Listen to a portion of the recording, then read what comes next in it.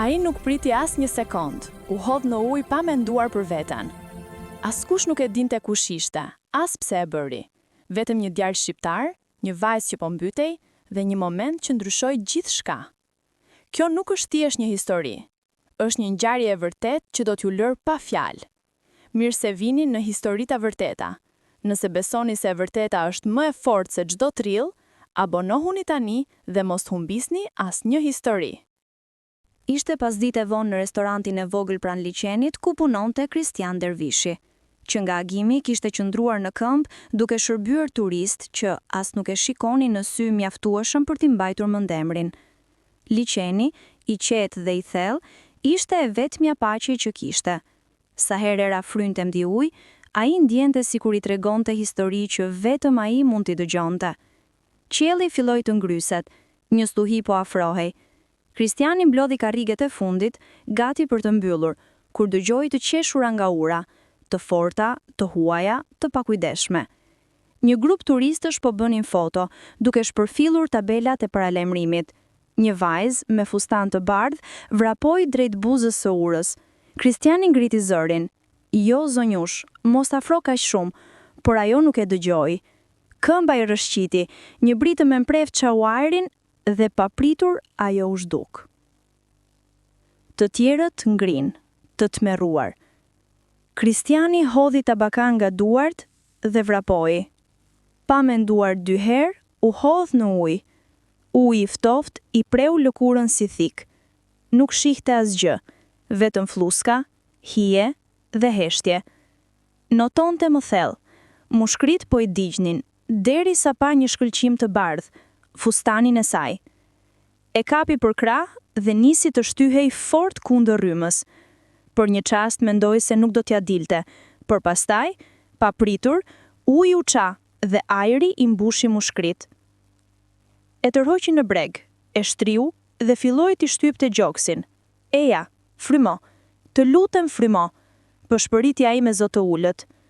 Ajo kolliti, një herë, dy herë, pastaj mori frymë me forcë. Syt ju hapën të friksuar, të kaltër si qielli para stuhis. Kristiani nxori një pështëri të mbletësimi dhe ra për brisaj i raskapitur. Je e sigurt tani, i tha me zot të ulët. Je e sigurt.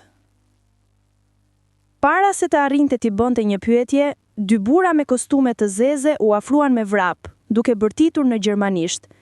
E ngritën vajzën dhe e tërhogjën me forcë në breg, duke mos e vështruar fare Kristianin. Prisni, bërtiti ai.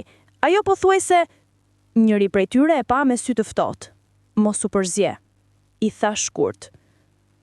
Kristiani qëndroi i shtangur, teksa ata e futën vajzën në një makinë të zezë që i priste pranë bregut. Para se dera të mbyllej, ajo u kshye. Buzët ju hapën, sikur donte të thoshte diçka, por s'arriti dot.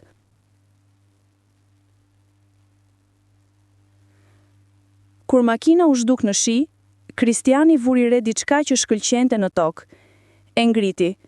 Ishte një byrzilok i artë, me një stem të vogël të gëndendur, simbol i statusit dhe i fuqisë. E futi në xhep, ende të dridhur nga ato që sapo kishte ndodhur.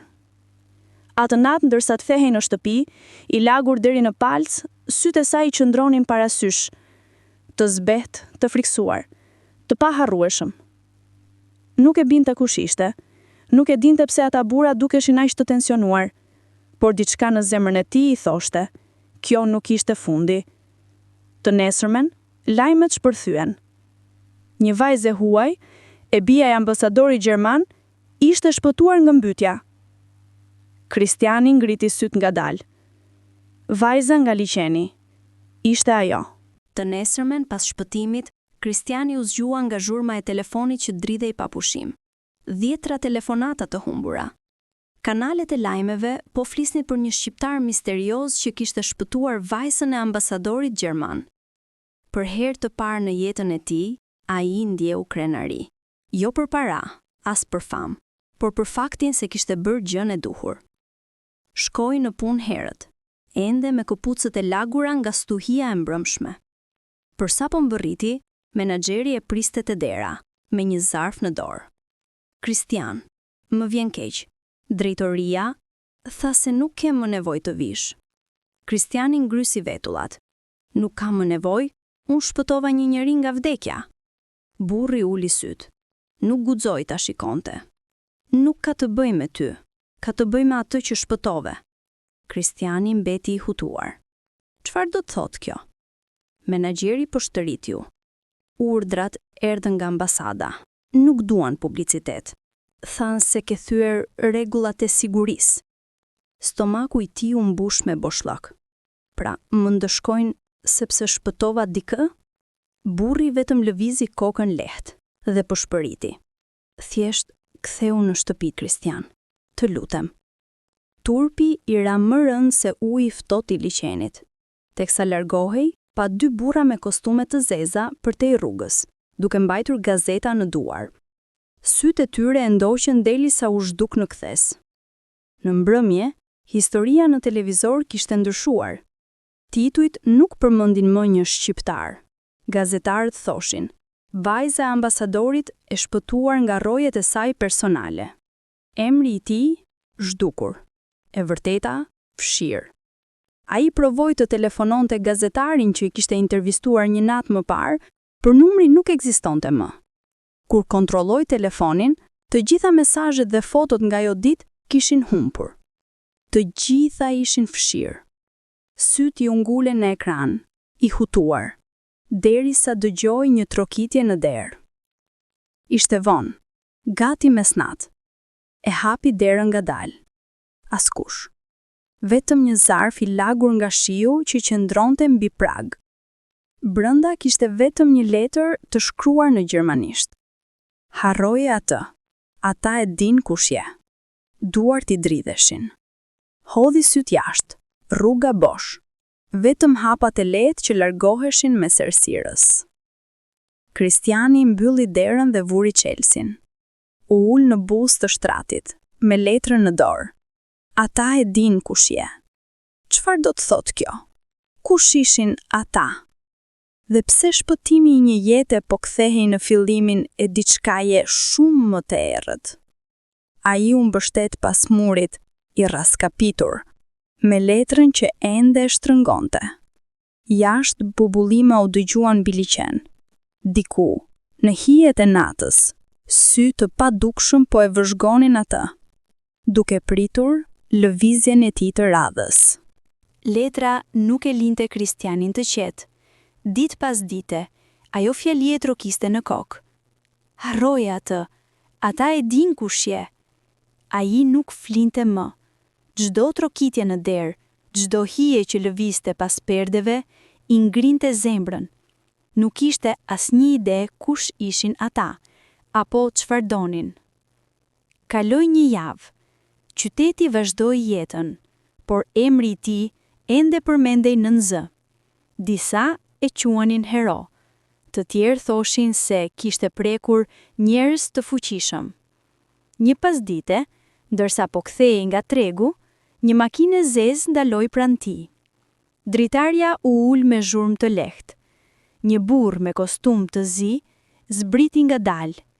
Fytyra e tij ishte i qetë, por syt të ftohtë si akull.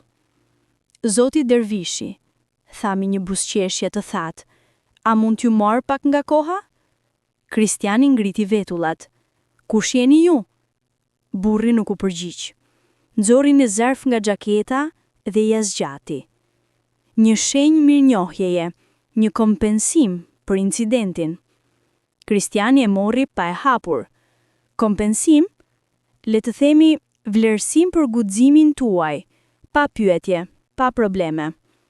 Ai i vuri zarfin në dorë dhe u kthye për t'u larguar. Kristiani e hapi. Brenda, para, të rregullta, të reja. Asnjë letër, asnjë shpjegim.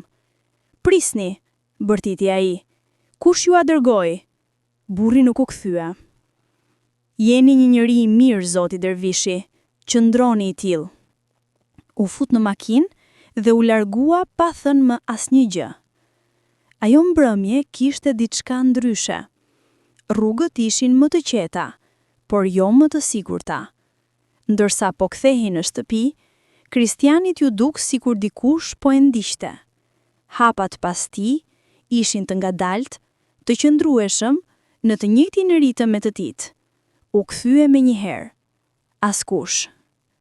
Eci më shpejt, kaloi nga porti, për ndjesia e ndjekjes nuk u zhduk. Në cep të rrugës, në dritën e zbehtë të një llambe, pa dy burra që po bënin sikur pinin duhan. Kostume të zeza, të njëjtët sy. Ai nuk shkoi direkt në shtëpi. Bëri rreth lagjes 2 herë. Hyri në një rrugicë të ngushtë dhe u fut në ndërtesë nga shkallët e pasme. Kur arriti në apartament, duart i dridheshin. U shtan pranë dritares gjithë natën, duke vështruar rrugën bosh. Priste diçka, ndonjë shenjë, ndonjë trokitje, por asgjë nuk ndodhi. Në agim, në fund i zuri gjumi. Disa orë më vonë, një trokitje e lehtë e zgjua. U ngrit ngadalë, hapi derën me kujdes, asnjëri. Vetëm një zarf tjetër, mbi dysheme. I vogël, i hollë, shkruar me dorë. Asnjë vul, asnjë dërgues, vetëm emri i tij me një shkrim të butë, elegant. Brenda, një cop letre e palosur dhe një fotografi e vogël. Letra thoshte: Faleminderit që më shpëtove. Të lutem, mos ki frikë. Dua ty të takoj. Me Elena. Zemra e tij u ndal për një çast. Emri e goditi si rrufe. Ai pa fotografin, një portret i saj, buzë liçenit, me flokët që i lëkundeshin nga era. Nuk ishte një dokument zyrtar, nuk ishte politike, ishte personale. Dikush kishte rrezikuar shumë për ta dërguar atë. Për herë të parë pas javësh, buzët e Kristianit u drodhën në një buzëqeshje të lehtë. Në sytë e tij ishte ende frikë, por edhe diçka tjetër. Shpresë. E palosi letrën, e fshehu në ndyshek dhe përshpëriti për vete. Pra, ajo nuk më harroi. Kristiani priti buzëliçenit shumë përpara se të perëndonte dielli. Ajri ishte i freskët, ai lloj ajri që mbart erën e shiut dhe sekretet e heshtura. Nuk e dinte nëse ajo do të vinte. Ndoshta letra ishte një kurth, ndoshta po e shikonin që tani. Por megjithatë, ai priti. Zemra i rrithe si ora që s'ndalet kur. Çdo zhurmë e vogël e bënte të kthehej. Gjethet, uji, era, gjithçka i dukej si paralajmërim. Liçeni dukej i qetë, por ai e dinte më mirë. Mund të fshihte çdo gjë, ashtu si njerëzit fshim të vërtetat. Pastaj dëgjoi hapa, të ngadalt, të kujdesshëm. U kthye. Ajo ishte aty. Elena, flokët lidhur pas koke, një pallto e errët mbi supe, një shall që i mbulonte gjysmën e fytyrës. Vajza që kishte shpëtuar atë ditë në ujë, dukej si një tjetër njeri tani, më e fortë, më e heshtur, me një trishtim që i qëndronte në sy si hija e natës. Nuk duhej të vije, tha me zë të ulët, duke parë rreth e qark. Kristiani buzëqeshi lehtë. Ti isha ajo që më kërkove të vi? Ajo e shikoi për një çast të gjatë përpara se të përshpëriste. Do të më vrasi nëse marrin vesh që jam këtu? Kush? Pyeti ai. Babai im, rojet e tij, ambasada, të gjithë ata që kujdesen që imazhi i tij të mos njolloset. Zëri i saj dridhej. Ti nuk e kupton. Jeta ime nuk më përket mua. Më thon ku të shkoj, me këtë flas, çfarë të studioj, madje edhe si të buzëqesh. Kristiani uli kokën ngadalë. Edhe kafazi i art mbetet kafaz. Tha, sytë e saj u zbutën. Tingëllon sikur e njeh atë ndjesi. Ai buzëqeshi lehtë. Ndoshta po. Të dy qëndruan në heshtje për pak. Valët e lehta përplaseshin në shkëmbinj. Ishte i njëjti liçen që gati ja kishte marrë jetën, por atë mbrëmje dukej paqësor, si të përpiqej të mashtronte edhe vetë qiellin. Pas një pauze, ajo pyeti. Pse u hodhi atë ditë? Ai ngriti vetullat. Çfarë do të thuash? nuk më njihe fare, mund të kishe vdekur. Ai ngriti supet, sepse askush tjetër nuk lëvizi, dhe unë s'mund ta shihja dikë të mbytej. Sytë e saj u mbushën me lot. Askush s'ka bërë ndonjëherë asgjë për mua pa kërkuar diçka në këmbim. Atëherë, ndoshta jam i pari, tha buta ai. Ajo qeshi lehtë, me një ndjenjë të çuditshme brenda vetes. Nuk e di që kjo të bën të rrezikshëm. Ulën pranë ujit sup më sup, duke ndjerë aromën e ftohtë të natës. Ai tregoi për jetën e tij, për varfërinë, për babain që riparonte varka, për nënën që priste paratë e pakta çdo muaj. Elena e dëgjoi pa e ndërprer. Pastaj në heshtje, tha: "Unë të kam zavi." "Ti, më?" qeshi ai. "Ti jeton në një pallat." Ajo lëkundi kokën. "Një pallat nuk është shtëpi, kur duhet të kërkosh leje për të dalë." Ai e shihte ndryshe këtë herë. Nuk pa një vajzë të pasur, pa një shpirt të lodhur, që përpiqej të merrte frymë. Ajo nuk ishte e përkelur e ambasadorit. Ajo ishte një njeri që kërkonte lirinë e vet.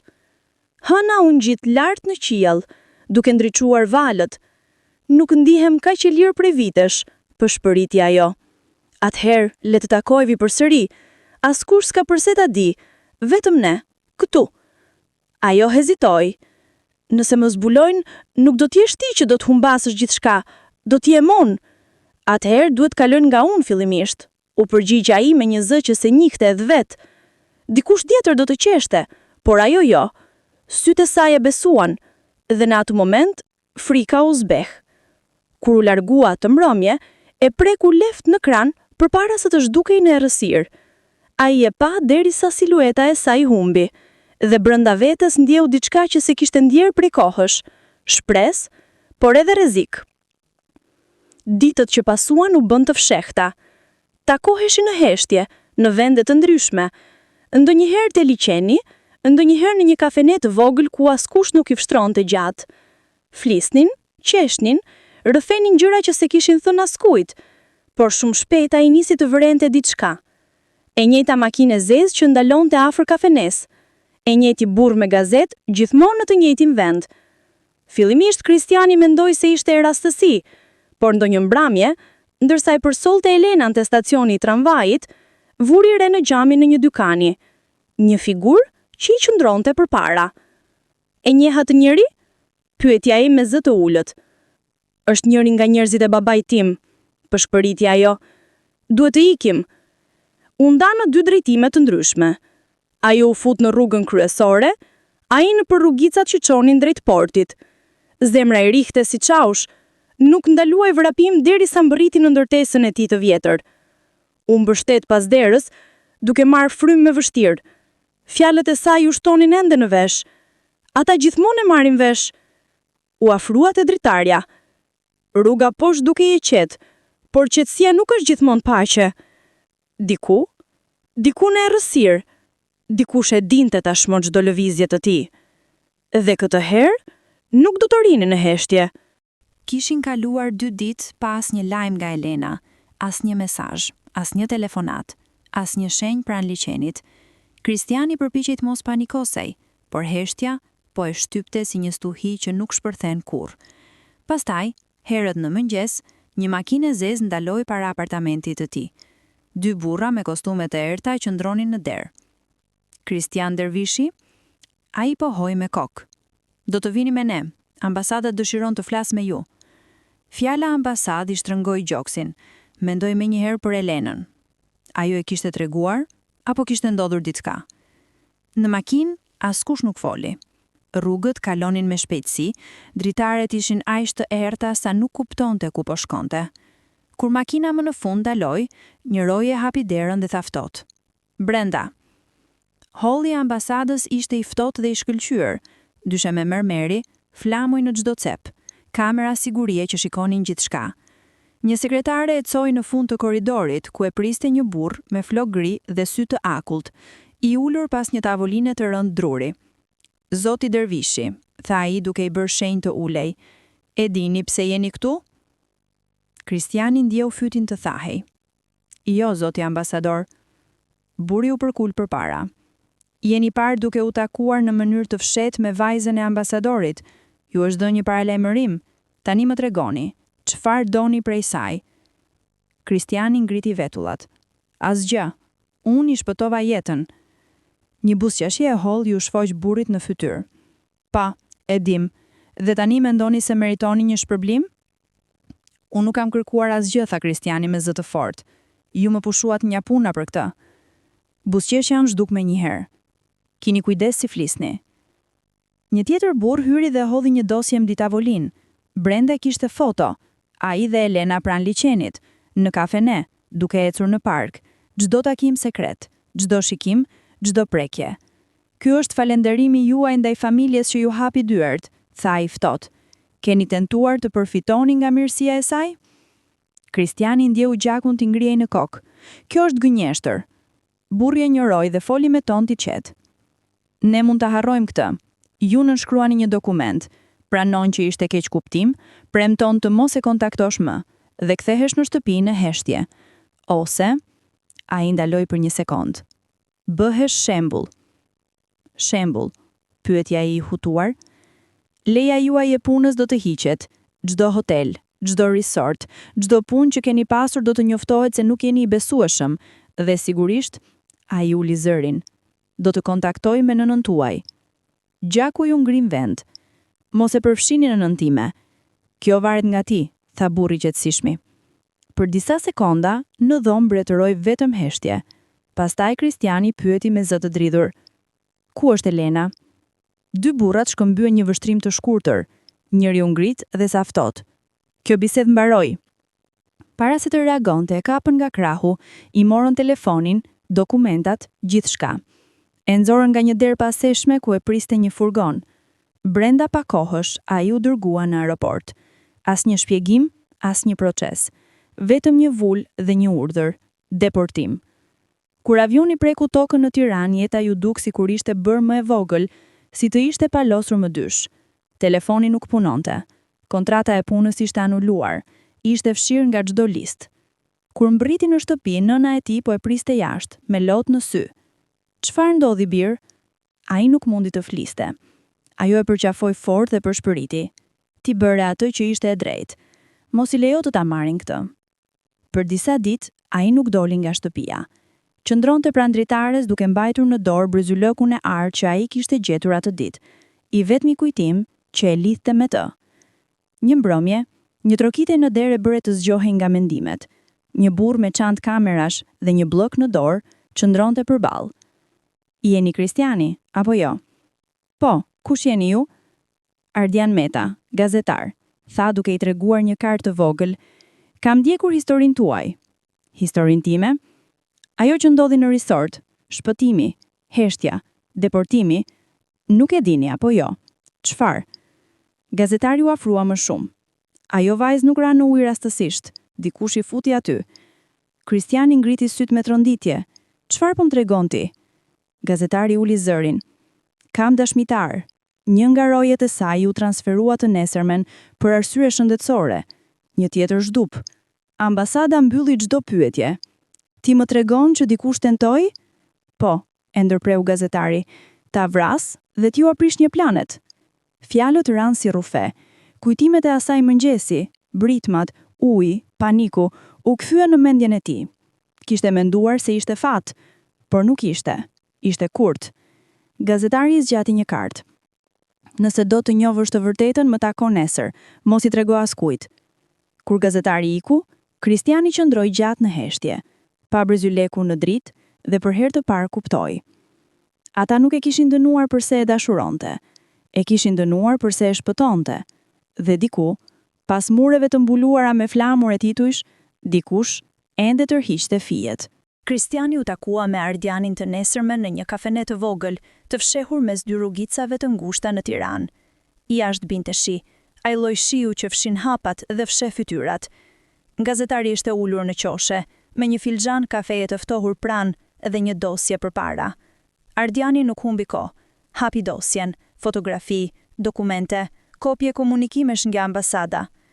Kishe të drejtë që kërkove të vërtetën, tha me zë të ulët, por ajo që do të dëgjosh nuk është diçka që duhej ta zbulonim. Kristiani u përkul përpara. Më thuaj. Ardiani i tregoi një fotografi. ishte Elena, me një fustan argjendi, duke buzëqeshur në një event diplomatik. Pranë saj, një djalë me vështrim arrogant mbante një shenjë identiteti diplomatike. "Kush është ai?" pyeti Kristiani. "Markus Feldman", tha Ardiani, djali një senatori të fuqishëm gjerman, po planifikoi një fejesë mes tyre për të bashkuar dy familje politike, të ambasadorit dhe të senatorit. Kristiani u shtang. "Po ajo nuk donte?" "Jo", tha Ardiani, "e detyronin. Babai i saj donte një aleancë politike që do t'i siguronte pushtet në Këshillin Evropian të Energjisë, por Elena e urrente idenë. I kishte thënë një shoqes së saj, "Më mirë të vdes se sa të jem lodër në duart e tyre." Kristiani ndjeu si i ftohej trupi, dhe ajo natë, kur gati u myt, Ardiani ngriti syt ngadalë. Nuk ishte aksident, Elena kishte tentuar të arratisej atë mëngjes. Rojet e ndoqën deri te liçeni. Askush nuk e di saktësisht çfarë ndodhi më pas, por dëshmitarët panë që ajo u përlesh me njërin prej tyre. 10 minuta më vonë, ajo ishte në ujë. Fjalët ranë me heshtje. Kristiani kujtoi sytë e saj të friksuar, mënyrën si ishte kapur pas tij, shenjën e mavjosur në shpatull që kishte menduar se ishte nga shkëmbinjët. Tani gjithçka merrte kuptim. Kështu që, kur e shpëtova unë, përshpëriti ai. Ardiani mbylli dosjen. "Ti shkatrove një marrëveshje që vlente miliona, e turpërove teatin e saj përpara aleatëve. Ata donin ta mbanin të heshtur dhe ti u aprishje planet." Kristiani ndjeu zemrën t'i rrethte fort. "Ata më bën armik." "Po, kështu funksionon pushteti. Ata e rishkruajnë historinë përpara se e vërteta të marrë frym." Në kafene, ra heshtje. Vetëm shiu binte jashtë. "Ku është ajo tani?" pyeti më në fund Kristiani. "Kjo është pjesa që më tremb. Ajo ka zhdukur. Nuk ka më paraqitje publike, as foto, as deklarata. Ambasada thot se po shërohet jashtë vendit, por askush se ka parë." Kristiani uli syt, kështu që ajo është sërish e burgosur. "Nuk ka vetëm kaq", tha Ardiani ngadalë. "Ajo është fshirë." Kristiani ngriti kokën. "Atëherë do ta gjej." Ardiani ngriti vetullat. "Ti nuk kupton. Këta njerëz nuk të paralajmërojnë, të zhdukin. Tashmë je në listën e tyre të zezë. Nëse përpiqesh të afrohesh përsëri, nuk do të kesh shans." Kristiani e pa drejt në sy. "Më morën punën, emrin, qetësinë. Çfarë tjetër mund të më marrin?"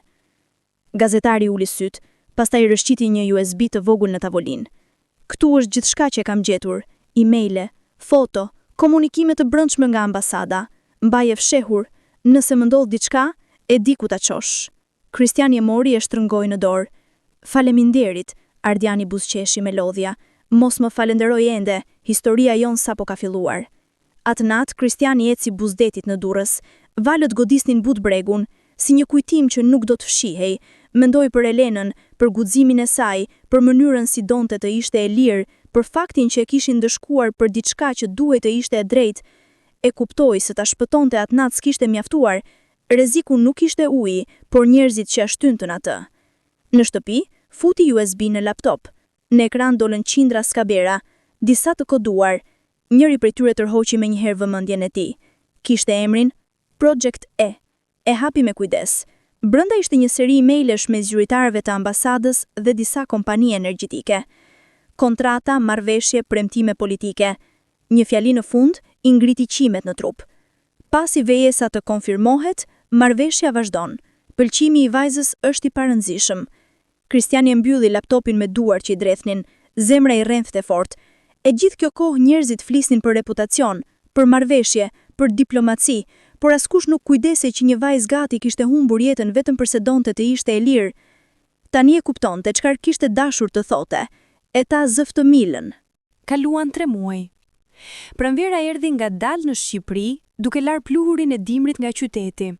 Kristiani kishte përpjekur të vazhdonte jetën, punonte në një punishte të vogël për riparimin e varkave, ecste çdo mbrëmje buzdetit dhe në heshtje përpiqej të harronte. Por netët dhe kurera sillte aromën e shiut, ai ende dëgjonte zërin e saj. Ata gjithmonë e marrin vesh. Një mëngjes, fati e gjeti sërish. Një ekip gjerman filmi mbërriti në Durrës për të xhiruar një dokumentar mbi Bregdetin e Ballkanit. Kristiani u thirr të ndihmonte për riparimin e një varke të tyre. Asgjë jashtëzakonshme. Derisa dera e furgonit u hap. Një grua zbriti. Rrezet e diellit I prekën fytyrën me butësi. Flok kafe, të lidhur pas koke, kufje në qaf, blok shënimesh në dorë. Ai u ngri. Ishte ajo, Elena. Dukej më e pjekur, më e qetë, më e fortë, por sytë e saj ishin të njëjtët. Për disa sekonda, asnjëri nuk lëvizi. Zhurma e ekipit u shua në sfond. Pastaj ajo përshpëriti, me zë që mezi dëgjohej. Kristian? Ai pohoi lehtë, pa gjetur dot fjalë. Ajri mes tyre ishte më I rëndë se muajt që I kishin ndarë. Më vonë, atë pasdite ajo e kërkoi pranë dokut. Ai po pastronte mjetet, duke u përpjekur të mos dridhej. Nuk e dija që ishe këtu, tha ajo butë. Ai buzëqeshi pak. As unë nuk e dija. Ra një heshtje e gjatë, aq e mbushur me fjalë sa dukej sikur I zinte fryma. Së fundmi, ajo foli. Të detyrohem gjithçka. Dhe prap, unë isha arsyeja sepse të shkatruan jetën. Ai tundi kokën. Jo, ti isha arsyeja sepse e mbijetova. Lotët ju mbushën në sy. E lasha të botë, Kristian. Shtëpinë e babait, luksin, rojet, buzëqeshjet e reme, gjithçka. Nuk mund të merja më frymë atje. Ku shkove? Kudo ku mund t'isha askush, tha ajo me buzëqeshje të hidhur. Gjermani, pastaj këtu. Tani punoj si përkthyese vullnetare, ndihmoj refugjat, njerëz që kanë humbur gjithçka. Ndoshta po përpiqem të kuptoj çfarë ndjeve ti. Ai e pa qetësisht. Nuk ke pse të kuptosh, mjafton që po jeton e lirë. Ajo pohoi, por duart I dridheshin. Liria nuk vjen falas. Ata ende më ndjekin. E di që nuk duhet të jem këtu. Atëherë pse je? Ajo ngriti syt, tani plot zjarr. Sepse nuk mund të jetoj me të vërtetën të varrosur. Nga çanta nxori një zarf të vogël. Brenda, një letër me vul ambasade. Është një deklaratë zyrtare, tha ajo. Babai im pranoi gjithçka. Ai pranoi që ti u ndëshkue padrejtësisht. Pranoi që unë u përpoqja të arratisesha. Pranoi që ishte urdhri I tij për të fshirë emrin tënd. Kristiani u shtang. Pse do ta firmoste? Sepse I thash që do ta bëja publike. I thash që do të dëshmoja kundër ti nëse nuk do ta ndreqte. Ai broi një hap pas. Ti rrezikove gjithçka. Ajo buzëqeshi mes lodhve. Unë tashmë kisha humbur të gjitha, nuk donta të merre më frymë atje. Ra një heshtje ndryshe. Ajo që nuk ndan, por shëron. Për herë të parë pas muajsh, Kristiani ndjeu ajrin të hynte lirshëm në gjoks. Hajde, tha ajo me butësi. Ka një vend ku dua të të çoj. U nisën me furgonin e saj, ndërsa dielli zhytej pas kodrave. Kur ndaluan, Kristiani e njohu me njëherë. Ishte liçeni. I njëjti ujë që gati I kishte marrë jetën, dhe që I kishte ndëruar të dyve fatin. Ecnin ngadalë deri te buza e ujit. Asnjëri nuk foli për disa minuta, pastaj ajo u zol dhe preku ujin me gishtat që I dridhjeshin. Ky liçen, tha ajo, më ka trembur dikur. Tani më kujton që ljeta të jep shanse të dyta nëse ke guxim t'i merresh. Kristiani ul pranë saj. Unë dikur e urreja këtë vend. Mendoja se më kishte shkatruar. Ajo e pa në sy. Dhe tani, ai buzëqeshi lehtë. Tani e shoh që më dha ty. Ajo ul syt, lotët I rrëshqitën qetësisht. Për herë të parë ato nuk ishin lot trishtimi, por të çlirimi. E mori dorën e tij. Kristian, çfarë ndodh tani? A i mori frym thellë. Tani tregojmë të vërtetën. Jo për hakmarrje, por që askush tjetër të mos mbytet në heshtje. Ajo pohoi dhe ashtrëngoi dorën fort. Le ta bëjmë, së bashku. Qëndruan aty derisa qielli u bë arë dhe violec. Liçeni pasqyronte gjithçka. Fytyrat e tyre, frikën, shpresën. Elena e pa në sy dhe përshpëriti. Për herë të parë, nuk kam frikë. A i buzëqeshi, e afroi ngadalë. Tani jemi dy. Dhe në dritën e zbehtë të mbrëmjes, ajo e putothi. But. Si një premtim që as pushteti, as distanca nuk do ta brynte. Për herë të parë pas shumë kohe, Kristiani ndjeu paqe. Jo përse kaluara ishte zhdukur, por se më të funde kishte sjellë sërish tek ajo. Elena rrezikoi pushtetin e familjes dhe lirinë e saj për të pastruar emrin e Kristianit, duke treguar se dashuria, jo hakmarrja, është akti i fundit i guximit. 2 muaj më vonë, dokumentari u transmetua në gjithë Evropën. Pamjet e liçenit, të shpëtimit dhe të guximit e një burri të harruar mbushën ekranet dhe rrjetet sociale. Kristian Dervishi, njeriu që dikur ishte heshtur me forcë, tani nderohej si hero. Historia u përhap shpejt. Djali shqiptar që shpëtoi vajzën e ambasadorit. Këto fjalë u bën titull lajmesh, intervistash dhe postimesh. Por për Kristianin nuk kishte të bënte me famë. Ishte thjesht një frymarrje e re. Pa frikë, pa turp, pa hije të së shkuarës. Qeveria i riktheu rejen e punës. Ambasada publikoi një ndjes të ftohtë, të shkruar me fjalë diplomatike dhe me pendim të fshehur. Por momenti i vërtet i përballjes erdhi kur vetë ambasadori, babari i Elenës, dha dorëheqjen nga posti i tij. Deklarata e tij për shtyp ishte e shkurtër, por mbante peshën e së vërtetës. Guximi nuk lind nga pushteti, por nga ata që kanë zemrën të bëjnë gjën e drejtë. Këto fjalë u bën lajm kryesor, por për Kristianin ishin më shumë se kaq. Ishin një paqe e heshtur nga një njeri që më në fund kishte parë dritën. Kaluan disa javë.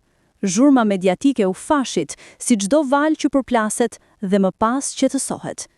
Por një mbrëmje, ndërsa dielli zhytej pas kodrave, Kristiani u kthye te liçeni, vendi ku gjithçka kishte nisur. Ajri kishte aromë pishash dhe shiu, dhe sipërfaqja e ujit shkëlqente si flori. Ai priste në heshtje, me një unaz të vogël në xhep, e thjesht, por me domethënie. Nuk donte diamante, donte një premtim. Pas pak minutash, dëgjoi hapa. Elena u shfaq, e veshur me një fustan të lehtë blu që lëkundej me erën. Flokët i binin lirshëm mbi supe, duke ndriçuar në dritën e diellit që perëndonte. Ajo u buzëqeshi kur e pa. Buzëqeshja që i kishte ndryshuar jetën përgjithmonë. Ende pret pranujt, e ngacmoi ajo me butësi. Ai buzëqeshi, duket se është i vetmi vend ku koha ndalet. Ajo u afrua ngadalë, dhe çfarë pret këtë herë? Ai mori duart me kujdes. Ajri midis tyre duke i ngarkuar me qetësi dhe emocion. Momentin që e bën çdo gjë të vlefshme, tha ai. Elena mori frym thellë. Dhe cili është ai moment? Ai ra në gjunjë. Uji lëvizi lehtë, ndërsa qielli pas tyre u kthye në ngjyra trëndatili dhe argjendi. Elena, tha ai me zë të dridhur. Deti dikur të mori nga unë, por tani dua të jetë dëshmitari i asaj që më ktheu. Lotët i mbushën sytë Elenës. Po, Kristian, po, përshpëriti ajo. Ai avuri unazën në gjinj. Nuk ishte e shtrenjtë, por i përshtateshe në mënyrë të përkryer, sikur kish pritur vetëm për të. Pastaj u ngrit, dhe ajo e përqafoi fort. Ata u puthën në dritën e zbehtë të diellit që perëndonte, ndërsa valët pas tyre shkëlqenin si arë dhe argjend. Për disa çaste nuk ekzistonte asnjë gjë tjetër, as kamerat, as kujtimet, as dhimbja. Për herë të parë, Ata nuk ishin më heroi dhe vajza ambasadorit. Ishin vetëm dy shpirtra që kishin sfiduar botën për t'u gjetur sërish. Disa javë më vonë, në internet u shfaqën foto të reja. Kristiani dhe Elena duke ndihmuar fëmijët të mësonin notin, duke ndërtuar ndriçime diellore për shtëpitë pranë liçenit. I njëjti vend, që dikur ishte kufiri mes jetës edhe vdekjes, tani mbante një histori dashurie. Njerëzit nuk flisin më për skandal, flisnin për shpresë, sepse dashuria, kur mbjeton stuhin, bëhet legjend. Fati nuk pyet kush je, pyet vetëm nëse je mjaftueshëm i guximshëm për t'u përgjigjur kur vjen momenti.